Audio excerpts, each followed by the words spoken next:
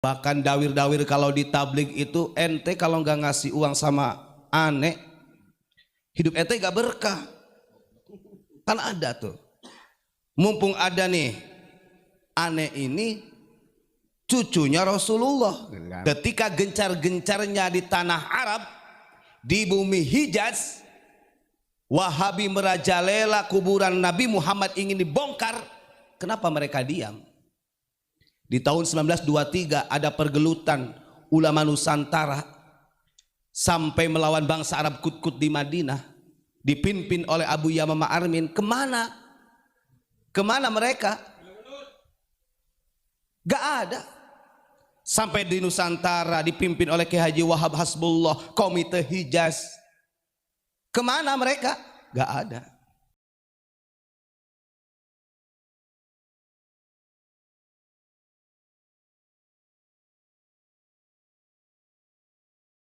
Waton minal iman.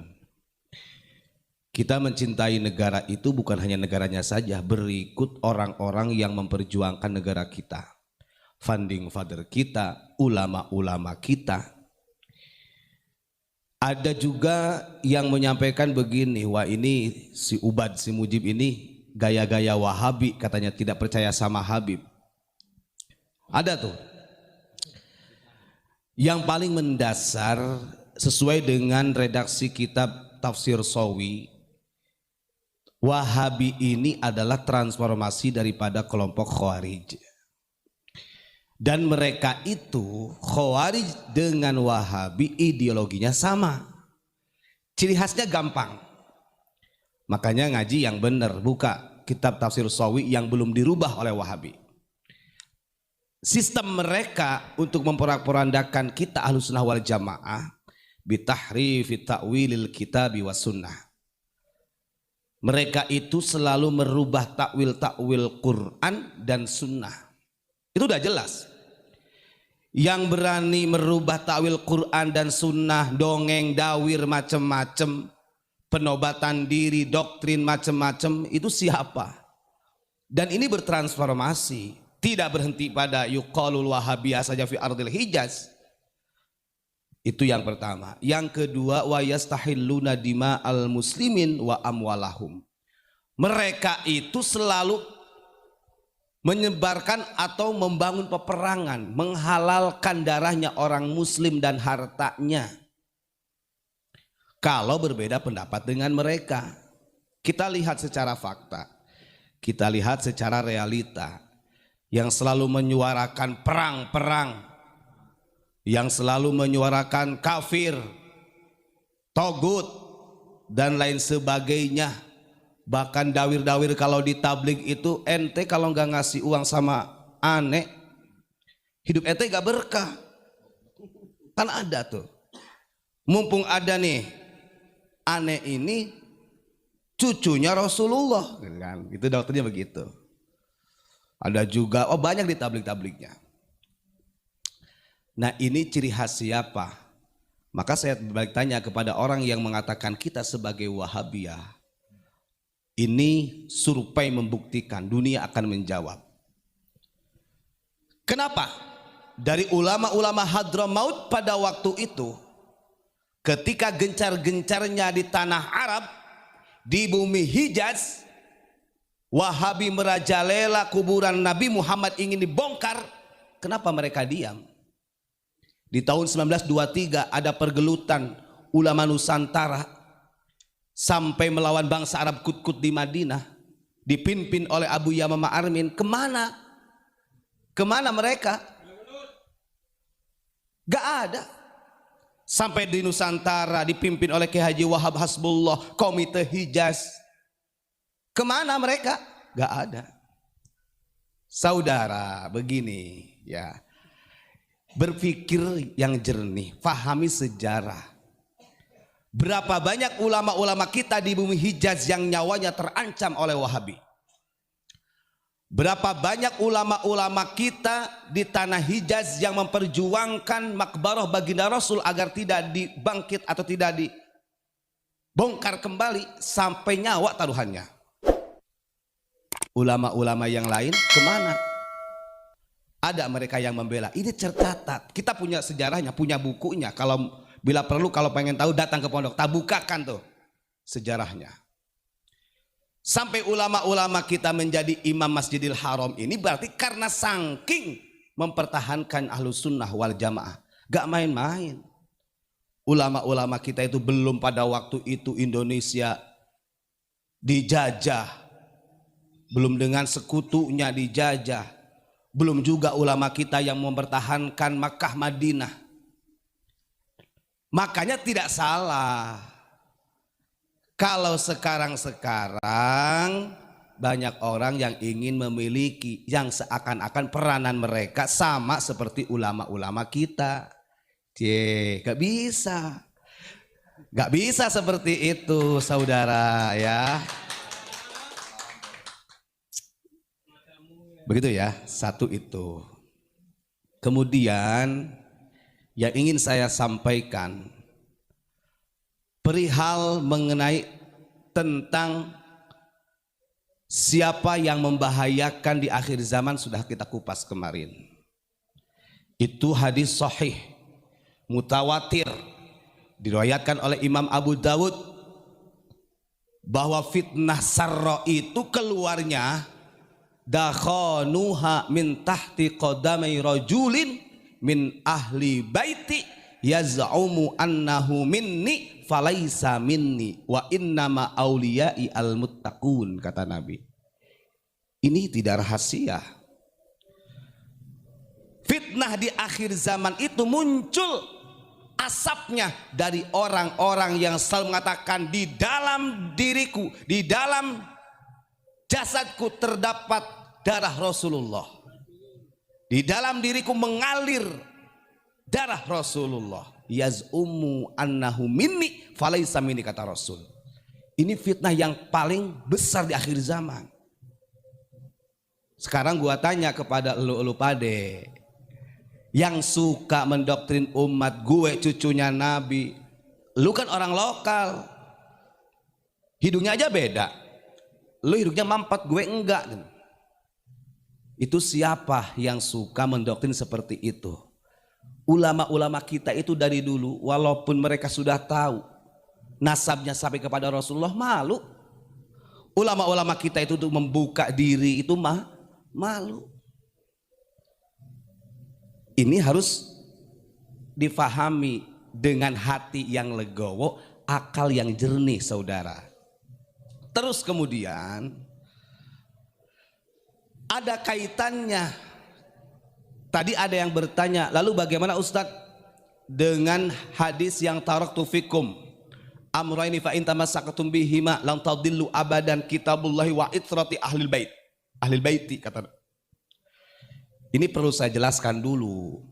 Hadis itu hadis sahih, hadisnya mutawatir, dan banyak yang meriwayatkan. Yang paling populer ini diriwayatkan oleh Zaid bin Arqam. Beberapa ulama-ulama madhab di Ashabus Syafi'i berbeda pendapat. Kapan hadis itu disampaikan oleh baginda Rasul? Menurut Ibnu Hajar Al-Haytami, hadis itu disampaikan oleh Rasul ketika pulang dari Fathu Makkah. Sebagian Ashabus Syafi'i mengatakan hadis itu disampaikan oleh baginda Rasulullah setelah pulang haji wada. Karena Rasulullah mau pamitan. Rasulullah itu mau dipundut oleh Allah. Maka matan hadis ini sangat wajar ketika Kanjeng Nabi menitipkan kepada sahabatnya, karena saya ini umurnya nggak lama lagi, kata Nabi. Nih hadis yang diriwayatkan oleh Zaid bin Arqam yang paling masyhur dipakai. Tapi ingat sebelum saya bacakan, hadis ini masyhur di kalangan Syiah dan Sunni. Nih literaturnya dulu saya jelasin. Kenapa orang Sunni itu sampai mentakwil daripada wa itrati ahli baiti ini dengan wasunnati, sementara Syiah mereka tetap dengan kalimat matan asli yang disampaikan oleh Kanjeng Nabi. Karena orang Syiah pada waktu itu sudah menobatkan tidak ada yang mempunyai jaminan surga kecuali ahlul bait, termasuk mereka-mereka. Artinya dibuat alat doktrin. Hadis Tsaqalain ini Yang paling masyhur diriwayatkan oleh Zaid bin Arqam begini. Haddatsana Yahya, diceritakan dari Yahya. Qala haddatsana Jarir, diceritakan dari Jarir an Hasan bin Ubaidillah, dari Hasan bin Ubaidillah. An Abi Duha an Zaid bin Arqam, dari Abi Duha dari Zaid bin Arqam. Qala an Nabi sallallahu alaihi wasallam inni tarikun fikum ma in tamassaktum bihi lan tadillu kitaballahi azza wa jalla wa itrati ahli baiti. Yang artinya begini saudara, ya, sesungguhnya aku, kata Rasul, telah meninggalkan perkara untuk kalian, dan jikalau kalian berpegang teguh dengan perkara tersebut, lang tadillu, kalian tidak akan tersesat. Kitab Allah. Oke, selesai ya. Kenapa di sini tidak ada kalimat amraini? Berbeda dengan hadis yang riwayat yang lainnya ketika kitab Allah wa sunnati gitu Bang Mujib. Ini kalau orang belajar hadis makanya harus dikupas dulu. Di sini ini tarikun fikum ma intamasaktum bihi, bukan bihima saudara. Bihi di sini adalah kitabullah. Telah aku tinggalkan nih pusaka, yakni Al-Quran maksudnya, untuk pedoman hidup. Maka Imam Tirmidzi mensyarahi di dalam kitabnya begini. Adapun kalimat wa itrati ahli baiti ini adalah amanah, wasiat yang diberikan oleh Rasulullah kepada para sahabat, karena Rasulullah tahu nanti ahlul baitnya Rasulullah ini wafatnya seperti apa. Kita pahami dulu ahlul bait dalam sejarah beberapa tafsir sudah dijelaskan hanya 5 orang. 6 orang itu dengan khadimnya, karena hadits tsaqalain ini menceritakan tentang ahlul bait yang sudah dijamin surganya oleh Allah Subhanahu wa taala. Bukan ente-ente, bukan kita-kita ini, bukan. Jangan kepedean. Makanya kalau orang-orang yang punya paham Syiah, justru mereka hadis ini dibuat doktrin. Kamu benci sama Habib ya? Itrati ahlil baiti ini diartikan habaib.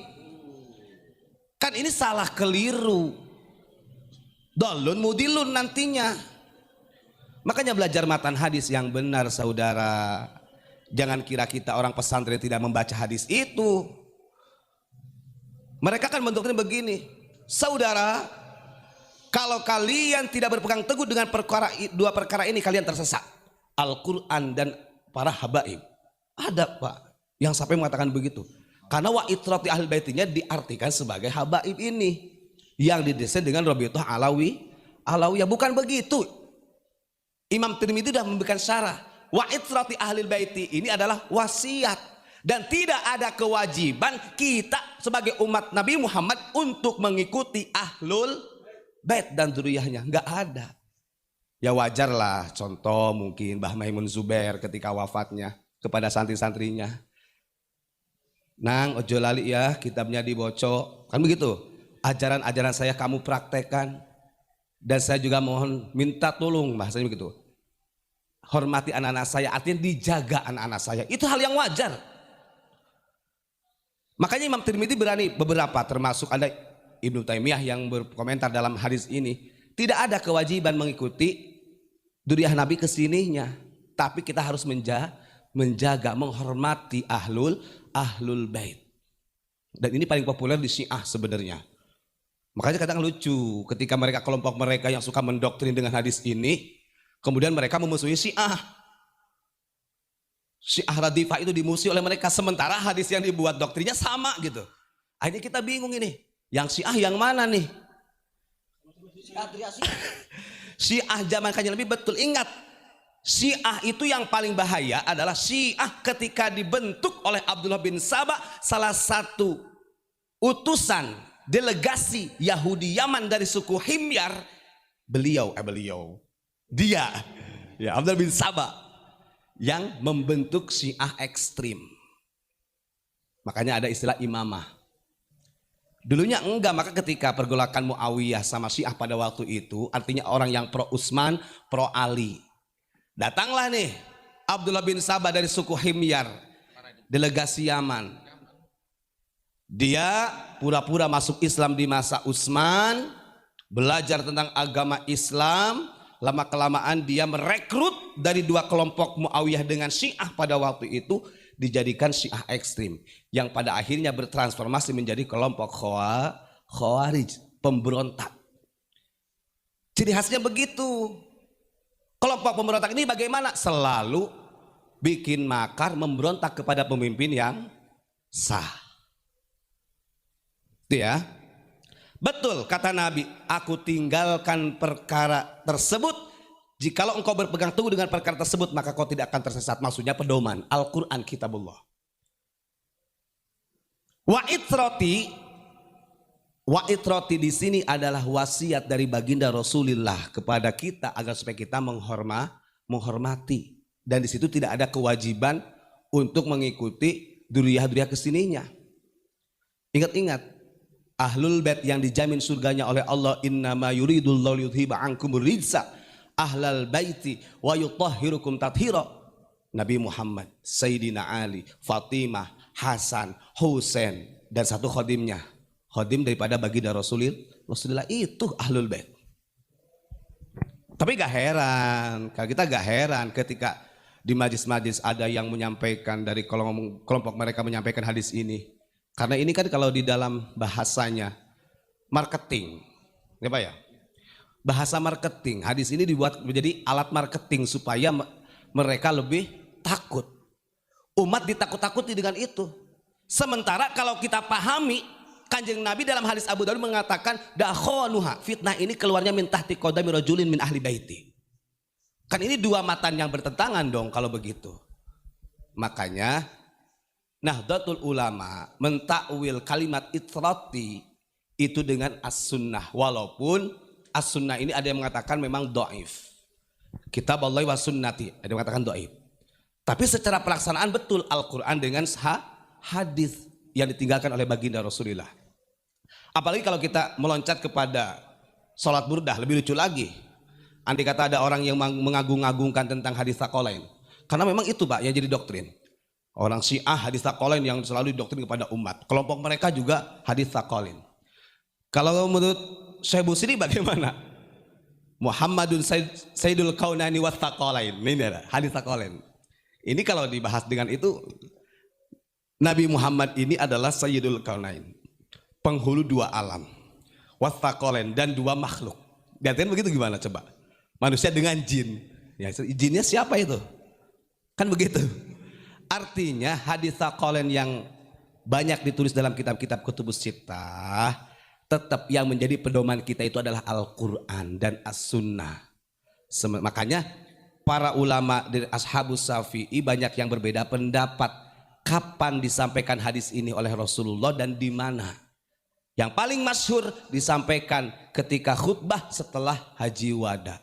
Karena beliau berpesan kepada sahabat, nanti kalau saya meninggal Gus, ada kata Abah Gufron, jangan lupa kitab samawinya dibaca gitu kan. Dan jangan lupa saya mohon jaga anak-anak saya. Kan wajar. Hal yang wajar itu. Nah itu makanya pahami dulu ya, pahami